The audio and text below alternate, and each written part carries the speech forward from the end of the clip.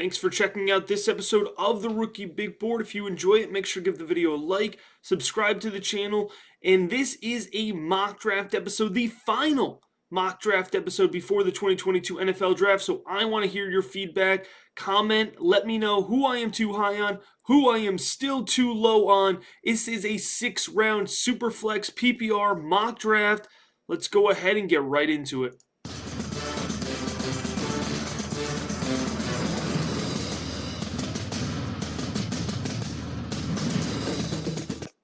This is episode 98 of the Rookie Big Board. It is the final pre-draft mock draft for the 2022 season. This will be a 6-round Superflex PPR mock draft, and I'm excited to jump right into this thing here. As always, this mock draft is a combination of my own rankings and, most importantly, it's a reflection of general consensus, trying to give you a good idea of where player values lie before the 2022 NFL Draft, while pointing out some trends and some of my favorite sleepers and values throughout all 6 rounds. We're going to go 6 players at a time. I'm going to do my best to only hone in and talk about one of these players so that this episode isn't an hour long, because I feel like I could easily gush and really dig into these players.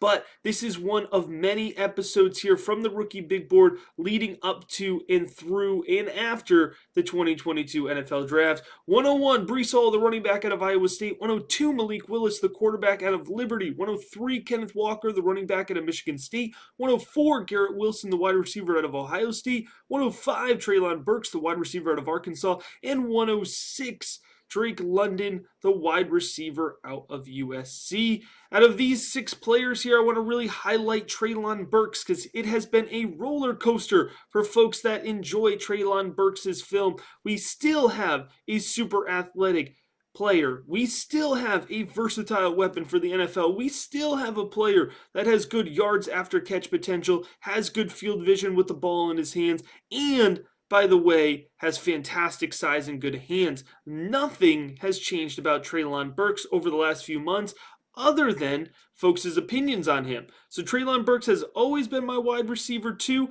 I put him as the second wide receiver off the board. There's a lot to like about him. Certainly, but there's a similar argument that you could make, or not the same exact argument, but you could make a good argument for Garrett Wilson's well-rounded skill set. You can make a good argument for Drake London's combination of athleticism, pass catching ability, contested catch ability, and size, of course, right? So there's a lot of arguments that can be made for all of these tier 1 wide receivers. I think the important thing to point out here is that Breece Hall and Kenneth Walker will make up that top tier of running backs. And I think in most Superflex drafts, Malik Willis, obviously draft capital pending. I expect him to capture top 10 NFL draft capital right now, if not between 10 and 20. Even at that 10 to 20 range, I think he sneaks into those top 3 picks here. And so really then, from 104 through 108, and we'll get into that next tier here, it's going to be which wide receiver you like. So let's start talking about some of them. 107, Chris Olave, my pre-draft wide receiver 1 out of Ohio State. Jameson Williams, the wide receiver out of Alabama at 108. Isaiah Spiller at 109, the running back out of Texas A&M. Hey, remember Isaiah Spiller? Nothing has changed about Isaiah Spiller. We still like his film. He still has good vision. He still has good contact balance. Still has good lower body strength. He just didn't run a good 40 time. Guess what? If you watched Isaiah Spiller tape, you never were expecting a good 40 time.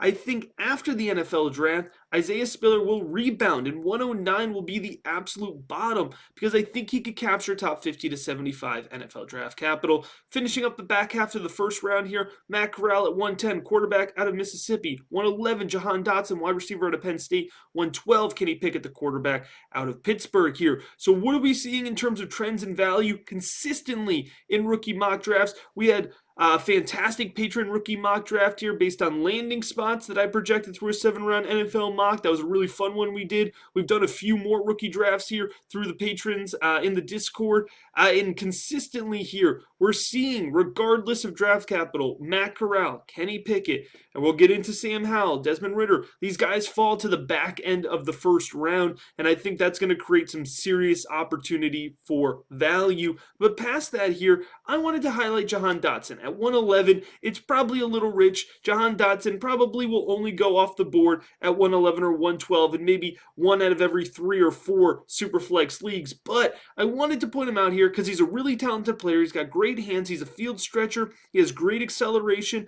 and good catch radius for his size. And I feel like I just haven't hyped him up enough. I haven't talked about him enough. He's been sitting there at the top of my tier 2 wide receivers, and he's kind of just been there. If he ends up capturing back end of the first round NFL draft capital like Dotson stands are hoping for, then he's probably going to end up in Green Bay or Kansas City, and he's going to suddenly become really, really interesting. So I think if he does capture that first round draft capital, he probably does end up being pick 111 or 112. Right now it feels a little rich, but I'm projecting forward with that. Let's jump into the second round here. George Pickens, 201, wide receiver out of Georgia. 202, Christian Watson, my guy, the wide receiver out of North Dakota State. By the way, has anybody's stock risen more than Christian Watson over the last couple months? I remember back at the Senior Bowl preview show, I was hyping up Christian Watson. I was so excited about him, and even then, I was not thinking that in the best case scenario, Christian Watson would be 202. I was just trying to hype him up to be a back end of the second round pick. And now I may not be able to afford him in a lot of leagues. 203, Sam Howell, the quarterback out of North Carolina. 204, Sky Moore, another wide receiver. I'm a big fan of the wide receiver out of Western Michigan. 205, Desmond Ritter, the quarterback out of Cincinnati. And 206, John Metchi, the wide receiver out of Alabama. We could talk about Pickens, Watson, and more indefinitely. We could talk about these guys from now until the NFL draft. So I won't get into them. I'm going to let their landing spots and volume sort themselves out, and then I'll rearrange those guys as I see fit. So I want to talk about the quarterbacks here and then hone in on John Metchi. Quick pit stop on the quarterbacks. At 203, if Sam Howell is taken in the first round or early second round, I think he's an absolute steal at 203. I think he's going to be sitting there as a player with good arm talent and good mobility, somebody who just needs to hone his mechanics, hone his pocket presence, get a better feel for the game. It may take him a little while, but I think Sam Howell can be a successful NFL quarterback, and he's well worth taking a shot on at 203. That's a consistent question. You know, folks who are a part of the Rookie Big Board Patreon, they know that you have the option to do one-on-one rookie draft talks. I just got off of one before recording this episode, and a consistent question I'm hearing from folks is, at what point do I take a shot at some of these other quarterbacks? Is early second round good value for these quarterbacks? Yes, yes, yes. For Sam Howell, even if Kenny Pickett falls, if Matt Corral falls, what I've been telling folks, though, is I am off Desmond Ritter. If you're on Desmond Ritter, great. If he gets first round NFL draft capital, fantastic. Let him push down somebody I like. Let me get some value there from a guy falling a little bit. I'm not drafting Desmond Ritter. All right, the price has to be like third round, late second round for me to go in on Desmond Ritter. I question his accuracy. I question his consistency. This guy had 4 years in college to develop. All right, he's not raw. That's the last thing Desmond Ritter is. I don't think his rushing ability is going to translate to the NFL. I could be wrong. I'm wrong on prospects. I miss on prospects, but if I miss on Desmond Ritter, it will be to the advantage of my league mates. It will not be to the advantage of me because he will not be on any of my rosters. A guy who may end up on my roster here, if he falls a little bit lower than 206, I feel like 206 is fair value for him. I'd want to get him at a deal. But it's John Metchi, the wide receiver out of Alabama. I think we've just kind of forgotten about John Metchi. He's a speedster. He's a speed threat along the boundary. He can play over the middle of the field. He has solid hands, not the best hands, a little inconsistent, but not the worst hands, certainly not the biggest red flag for him. And John Metchi is still, I believe, from NFL circles, despite that, late season injury, still considered to be in that pick 50 to 75, pick 80 range. I think the NFL may surprise some fantasy football players with how high they still value John Metchi, and I think it's going to be a little bit of a rebound to his fantasy football value. You may even see him pushing that top end of the second round, but I feel more comfortable with him as a mid to late second round rookie selection. So let's talk about trends here, because I talked about quarterback and wide receiver spillover off of the second round, or I should say spillover from the first round into the second round of a Superflex PPR rookie mock draft. Now, as we get into the back end of the second round, I think we're going to see a run on running backs. 207, Rachaad White, running back out of Arizona State. 208, Jerome Ford, running back out of Cincinnati. 209, Brian Robinson, running back out of Alabama. 210, Zamir White, running back out of Georgia. 211, first tight end off the board, tight end Trey McBride out of Colorado State. In 212, an absolute steal, Alec Pierce, the wide receiver out of Cincinnati. Now, I want to talk about the running backs here because I do think this is a trend we could see. And quite frankly, you could rearrange Rachaad White, Jerome Ford, Brian Robinson, and Zamir White in whatever order you want. I have Jerome Ford as running back 4 right now, then Rachaad White, then Zamir White, then Brian Robinson. However, it's going to come down to NFL draft capital, and most importantly, it's going to come down as to which one of these guys can I project to 200 touches the quickest, right? Neither one of them are going to come into the NFL and be a bell cow back, be a main back for their team. So, which guy has the quickest path? It's going to come down to fit, of course. Is it going to be Rachaad White's explosiveness and athleticism? Is he going to fit as a complementary back who could potentially earn his way onto the field? Is Jerome Ford going to have the ability to be drafted to a team like Seattle, right? Even late day 2, Seattle could take a running back that could push to be a high volume back early on. Look at the back end of day 2. That could be where Miami, right, looks to get a running back here that could take over for Chase Edmonds if he goes down for injury. That could eventually surpass Chase Edmonds as the back on their roster. Brian Robinson and Zamir White both have the ability to do that. So it'll be interesting to see which one of these guys projects the best, but that's how this tier of running backs is going to shake out. I'm a huge fan of Zamir White.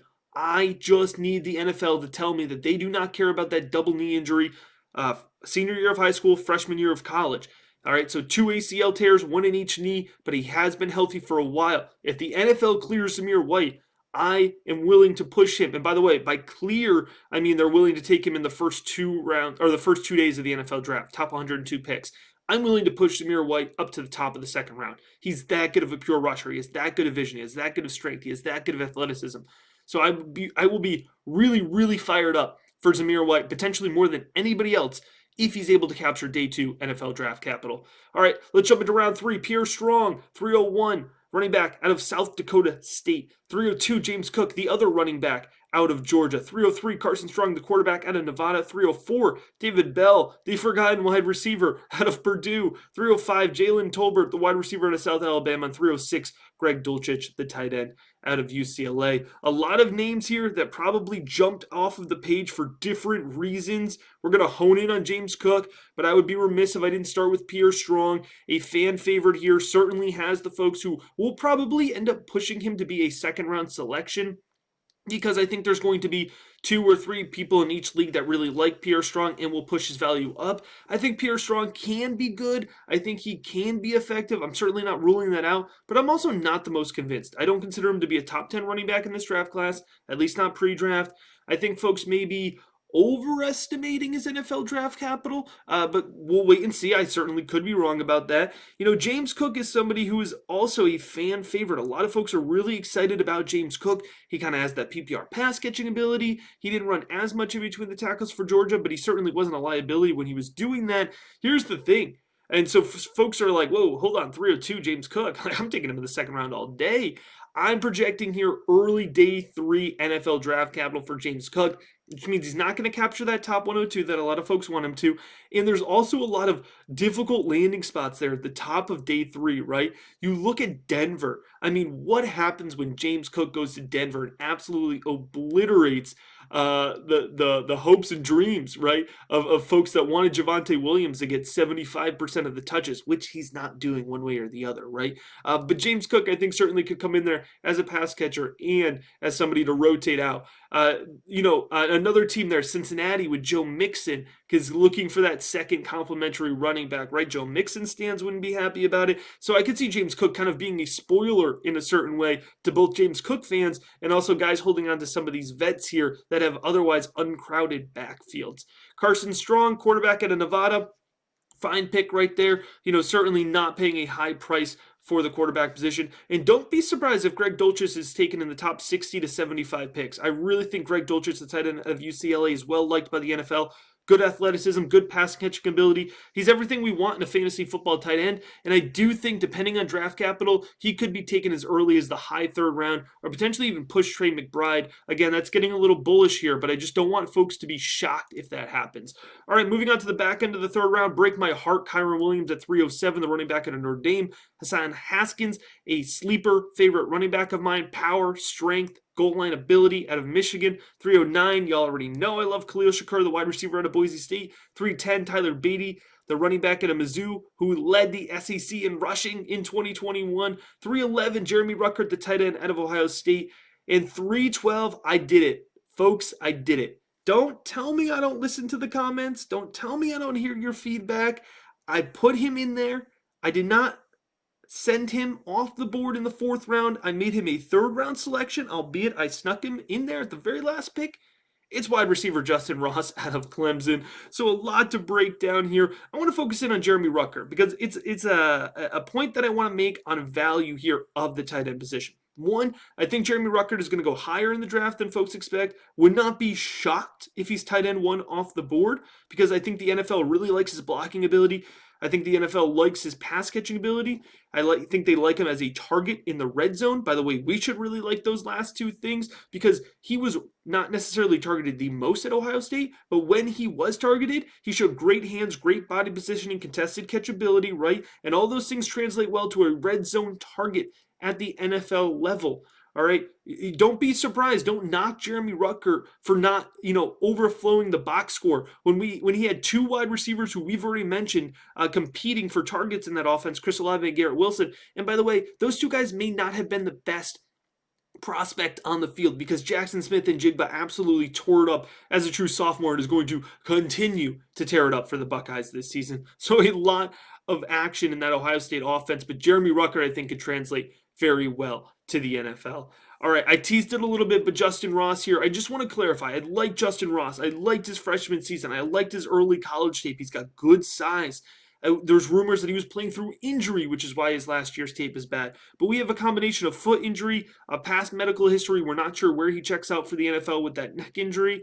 And some rough 2021 tape. So I hope I'm wrong on Justin Ross. I hope he hits. I hope for the folks telling me that they're taking him in the 2nd round of their rookie drafts, that pays off for you. It's not a price that I'm currently willing to pay. Folks, we're only halfway through this. All right, we are going full sicko meter here in terms of digging deep, and we are all about it. 401, Dameon Pierce, the running back out of Florida. 402, Calvin Austin, the wide receiver out of Memphis. 403, y'all already know I'm a huge fan. A huge sleeper advocate for Jashaun Corbin, the running back out of Florida State. 404, Tyler Algier, the running back out of BYU. Hey, y'all remember Tyler Algier, the running back out of BYU, former 2nd round rookie mock draft ADP, and 404 might be generous compared to where I've seen him go lately. 405, Velus Jones Jr., the wide receiver out of Tennessee.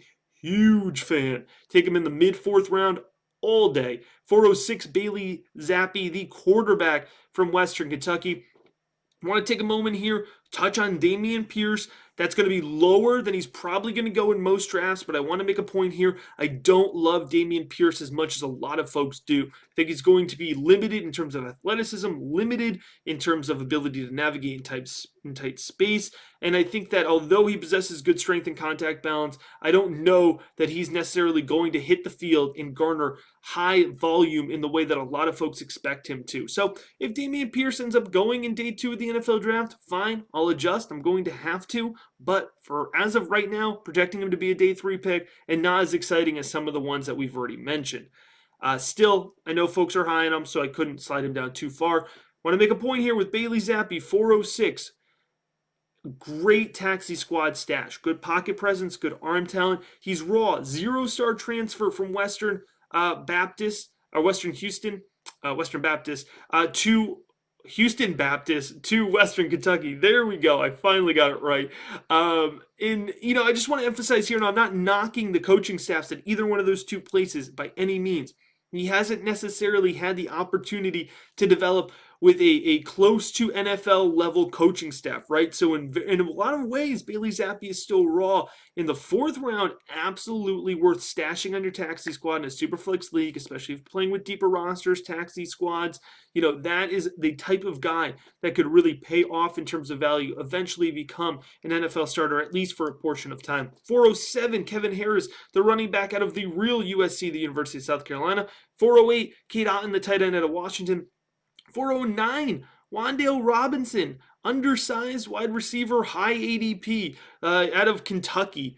410, Jelani Woods, Kind of a hotness pick right now. Great 40 time, athletic, fast tight end out of Virginia Tech. 4'11 Zonovan Bam Knight, the running back out of North Carolina State. Somebody who I have stashed in a lot of Deviant C2C leagues. So a little bit of a disappointing ADP that I expect him to gather, but still somebody who I'm going to be interested to see his landing spot in. And then 4'12 Kante Ingram, the running back out of the other USC, the University of South Carolina. Want to hone in on K-Dot in here. I know Kevin Harris has his stands. Kante Ingram has folks who are certainly on him in terms of being a productive and consistent running back here over the last few years. Y'all know I like Zonovan Knight. But K-Dot is a guy who I haven't talked about a lot, and I think the NFL is going to like him. I could see him capturing day 2 NFL draft capital. He's athletic. He's a good pass catcher. Wasn't utilized a lot at Washington. Nobody was. Ended up being injured for the back half of the 2021 season.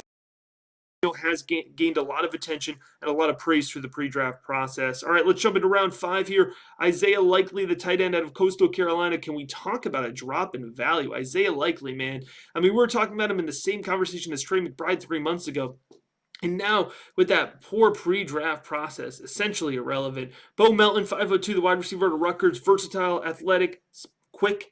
5'03", Ty Chandler, the running back out of UNC. We're going to circle back to him. 5'04", Caleb Ellaby, the quarterback out of Western Michigan. 5'05", Tyquan Thornton put up a fast 40 time out of Baylor. 5'06", Kyle Phillips, the wide receiver to UCLA. A lot of folks really like Kyle Phillips. I think Kyle Phillips is good. I think he's solid. If you would take him in the 4th round, go ahead. I'd wait till the 5th round. Ty Chandler, 5'03", the running back at UNC. Powerful, solid vision, solid speed, solid athleticism, solid pass catcher. He's solid at a lot of things. All right, he's super productive. He was consistently productive. 4 years at Tennessee, transfers, grad year, productive at North Carolina. So he's productive everywhere he's been. He was a 4-star recruit, right? And I don't think he's going to be somebody who's going to find the field quickly in the NFL, but I think he is somebody who can hang around the NFL at the bottom of a roster in the practice squad as injuries pile up, as he gains some momentum throughout his career. There's going to be periods of time where Ty Chandler finds fantasy football relevancy. And so in the 5th round, I think he's absolutely worth taking a shot on here.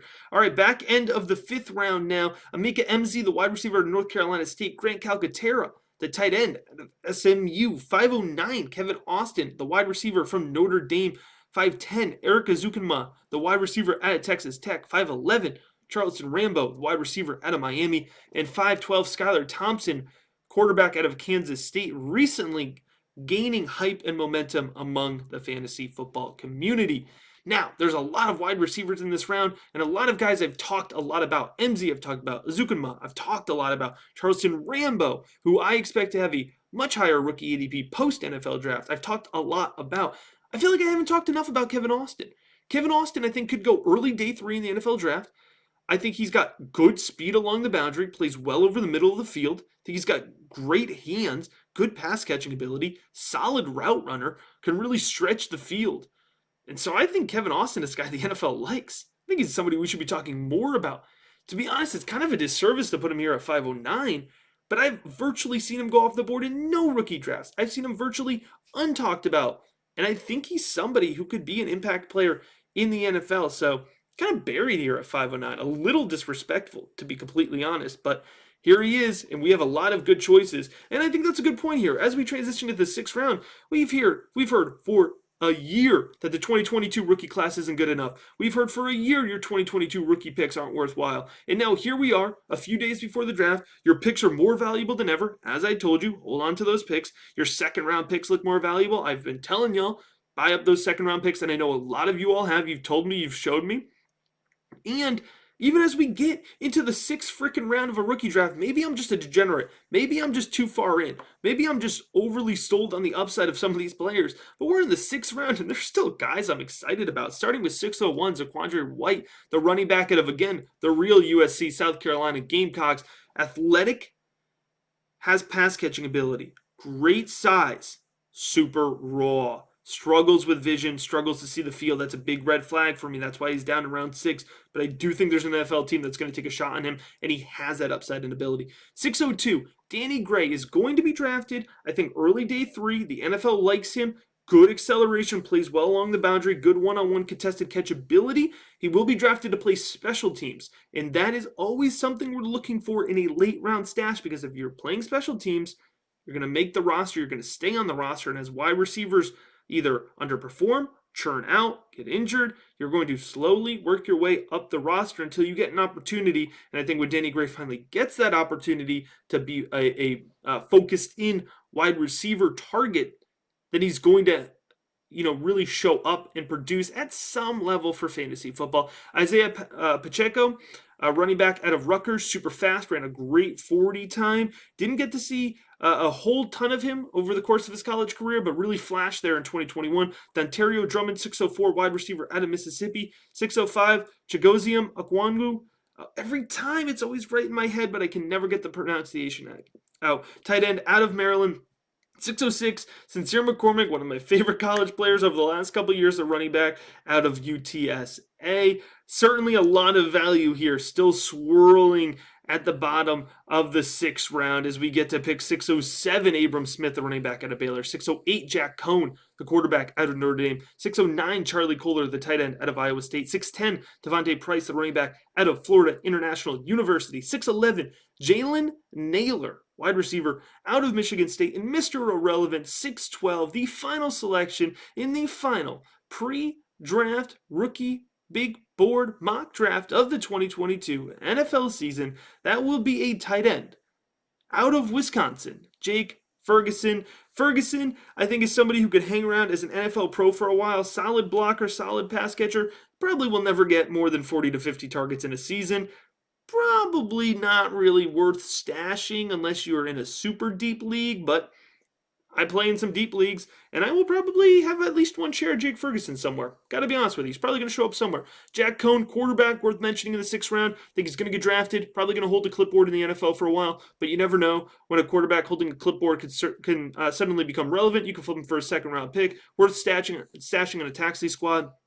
Jalen Naylor, field stretcher, good acceleration, good pass catching ability. I think Jalen Naylor being pick 6'11" is a reflection of the depth of wide receiver in this year's draft class. But the guy I have highlighted here to hone in on is Charlie Kohler, the tight end out of Iowa State. 609, honestly, it might be a little bit of a knock on him. It might be a little disrespectful for him. I'm sure the Iowa State fans are going to let me know. But hey, I put Breece Hall 101 in this mock draft, so I don't want to hear it, Cyclones. Charlie Kohler, solid pass catcher, good blocker, another guy who I think can hang around the NFL for a while. If he captures that early day 3 draft capital, I'm going to be even more interested here in Charlie Kohler. So there you have it here. 6 rounds, whatever 6 times 12 is. What is that? 72 selections here. If you enjoyed it, I encourage you all to make sure you're subscribed, whether you're watching, whether you're listening. And again, access to the 2022 rookie draft. Patreon.com/theFFeducator, 130 pages, just going to be $3. The updated volume 2 is going to be available to everybody at the $3 level or higher